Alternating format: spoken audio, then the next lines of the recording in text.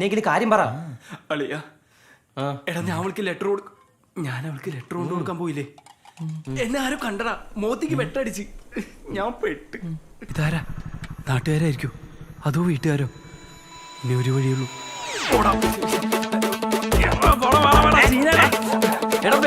വണ്ടി എടുത്ത്.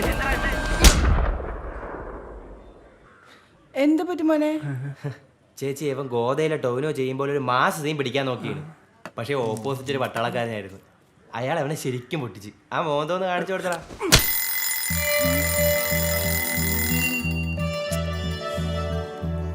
കുറച്ച് റൊമാൻറ്റിക് ആയിട്ട് വിഷ്വൽ ചെയ്യാം.